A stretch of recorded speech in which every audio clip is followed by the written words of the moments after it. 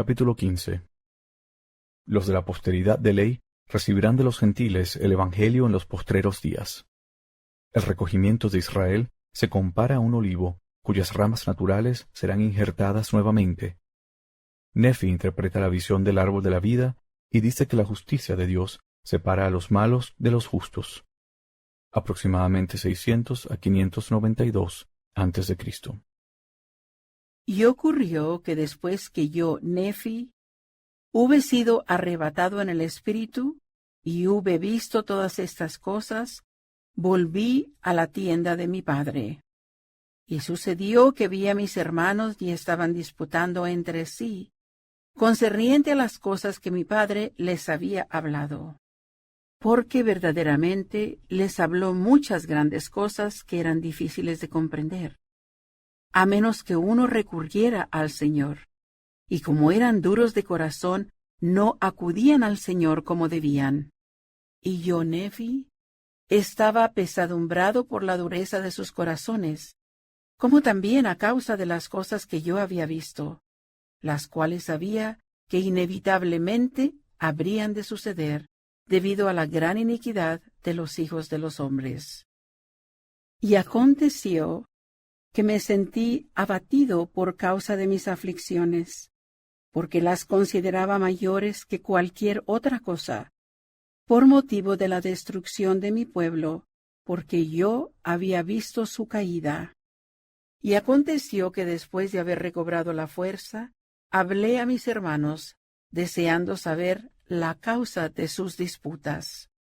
Y dijeron: He aquí no podemos comprender las palabras que nuestro Padre ha hablado concerniente a las ramas naturales del olivo, y también con respecto a los gentiles. Y les dije: ¿Habéis preguntado al Señor? Y me contestaron: No, porque el Señor no nos da a conocer tales cosas a nosotros. He aquí, les dije: ¿Cómo es que no guardáis los mandamientos del Señor? ¿Cómo es que queréis perecer a causa de la dureza de vuestros corazones? ¿No recordáis las cosas que el Señor ha dicho? Si no endurecéis vuestros corazones y me pedís con fe, creyendo que recibiréis, guardando diligentemente mis mandamientos, de seguro os serán manifestadas estas cosas. He aquí, os digo que la casa de Israel fue comparada a un olivo por el Espíritu del Señor que estaba en nuestro Padre. Y aquí, ¿no hemos sido desgajados de la casa de Israel? ¿No somos nosotros una rama de la casa de Israel?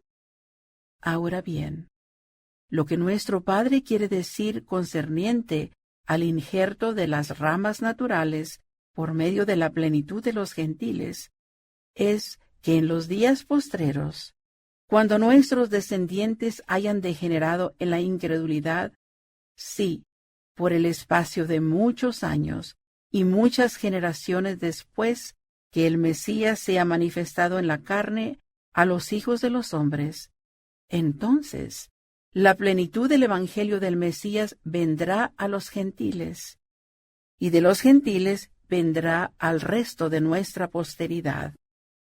Y en aquel día el resto de los de nuestra posteridad sabrán que son de la casa de Israel, y que son el pueblo del convenio del Señor.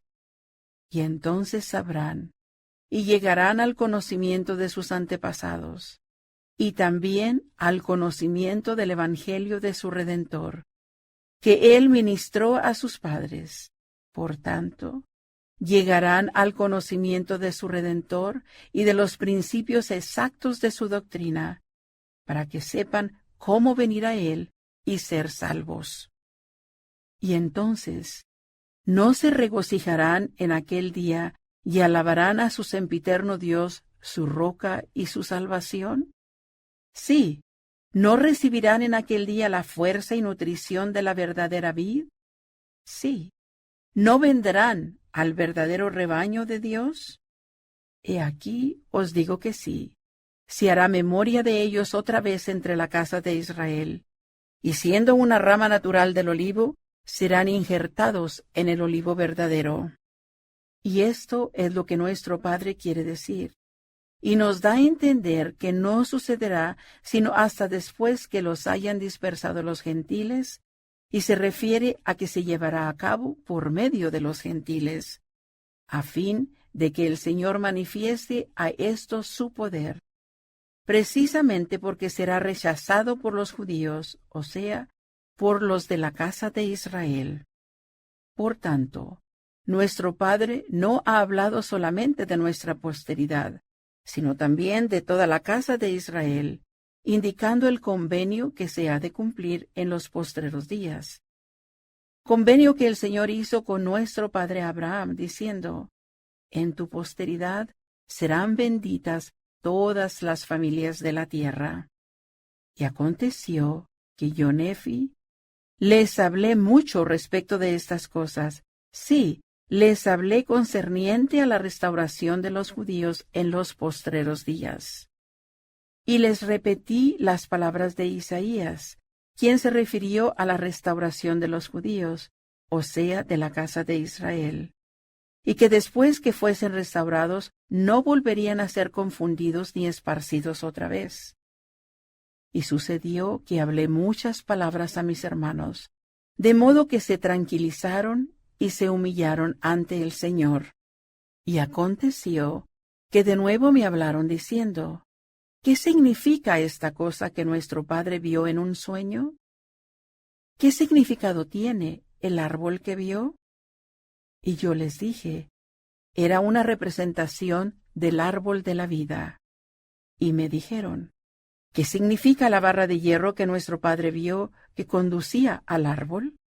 Y les dije que era la palabra de Dios, y que quienes escucharan la palabra de Dios y se aferraran a ella no perecerían jamás, ni los vencerían las tentaciones ni los ardientes dardos del adversario para cegarlos y llevarlos hasta la destrucción. Por tanto, yo, Nefi, los exhorté a que escucharan la palabra del Señor. Sí, les exhorté con todas las energías de mi alma y con toda la facultad que poseía, a que obedecieran la palabra de Dios, y se acordaran siempre de guardar sus mandamientos en todas las cosas. Y me dijeron: ¿qué significa el río de agua que nuestro padre vio? Y les respondí que el agua que mi padre vio representaba la inmundicia, y que su mente se hallaba absorta a tal grado en otras cosas que no vio la suciedad del agua. Y les dije que era un abismo horroroso que separaba a los inicuos del árbol de la vida y también de los santos de Dios. Y les dije que era una representación de aquel infierno terrible que el ángel me dijo había sido preparado para los inicuos. Y les dije que nuestro Padre también vio que la justicia de Dios separaba a los malos de los justos, y su resplandor era como el de una llama de fuego que asciende hasta Dios para siempre jamás y no tiene fin. Y me preguntaron: ¿significa esto el tormento del cuerpo en los días de probación? ¿O significa el estado final del alma después de la muerte del cuerpo temporal? ¿O se refiere a las cosas que son temporales? Y aconteció que les dije que aquello era una representación de cosas temporales así como espirituales, porque habría de llegar el día en que serían juzgados por sus obras, sí, según las obras efectuadas por el cuerpo temporal en sus días de probación. Por lo tanto, si morían en su iniquidad, tendrían que ser desechados también con respecto a las cosas que son espirituales, las cuales se relacionan con la rectitud, de modo que deberán comparecer ante Dios para ser juzgados según sus obras. Y si sus obras han sido inmundicia, por fuerza ellos son inmundos. Y si son inmundos, por fuerza ellos no pueden morar en el reino de Dios. De lo contrario, el reino de Dios también sería inmundo. Pero he aquí, os digo que el reino de Dios no es inmundo, y ninguna cosa impura puede entrar en el reino de Dios. De modo que es necesario que se prepare un lugar de inmundicia para lo que es inmundo. Y se ha preparado un lugar. Sí, aquel infierno horroroso de que he hablado, y quien lo ha preparado es el diablo. Por tanto, el estado final de las almas de los hombres es morar en el reino de Dios, o ser expulsados por razón de esa justicia a que me he referido. Así que los malos son desechados de entre los justos, y también de aquel árbol de la vida cuyo fruto es el más precioso y el más apetecible de todos los frutos, sí, y es el más grande de todos los dones de Dios. Y así hablé a mis hermanos. Amén.